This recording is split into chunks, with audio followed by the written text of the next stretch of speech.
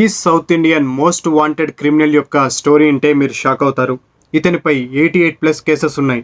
ఈ క్రిమినల్ యొక్క target money ఒక్కటే కాదు, 100 మంది అమ్మాయిలు. ఇది నేను చెప్పడం కాదు, అతను ఒంటి మీద ఉన్నటువంటి టాటూస్ చెప్తున్నాయి. ఈ టాటూసే ఈ యొక్క కేసుకి మోస్ట్ ఇంపార్టెంట్ పార్ట్. ఫస్ట్లీ మనం ఈ టాటూస్ లో చూడాల్సింది ఏంటంటే 100 with love, అంటే ఇతను 100 members తో చేయాలనుకుంటున్నాడు. అండ్ ఈ 3 విషయానికి వచ్చినట్లయితే పోలీసులు అజ్యూమ్ చేసుకుంటది ఏంటంటే ఇతను life long కొట్టేయాల్సింది 3 crores, 30 crores, 330 crores, 3000 crores అనేది వాళ్ళ ఊహకే వదిలేశారు. ఈ టాటూలో ఉన్న 100 with love అనే విషయాన్ని పోలీసులకి ఎంక్వైరీలో చెప్పాడు, కానీ ఈ 3 అనే విషయాన్ని అయితే డిక్లేర్ చేయలేదు. ఈ క్రిమినల్ ఎవరో కాదు, బత్తుల ప్రభాకర్. ఇతని రాబరీ స్టైల్ ఎలాగుండేదో తెలిస్తే డెఫినెట్ గా మీరు షాక్ అవుతారు.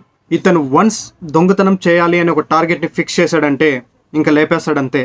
ఏం చేశాడంటే మొదటగా టార్గెట్ ఫిక్స్ చేసిన తర్వాత రెక్కీ నిర్వహిస్తాడు.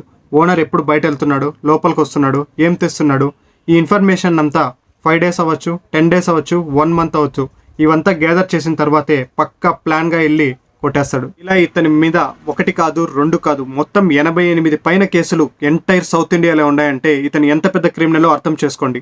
ఇతను చేసిన రాబరీస్ అన్ని ఎలా సక్సెస్ అయ్యాడంటే ఇతను వన్స్ రాబరీ చేయాలని ఫిక్స్ అయితే వెళ్ళిన ప్లేస్లో ఎటువంటి సోషల్ ప్రింట్స్ని దొరకకుండా జాగ్రత్త పడేవాడు.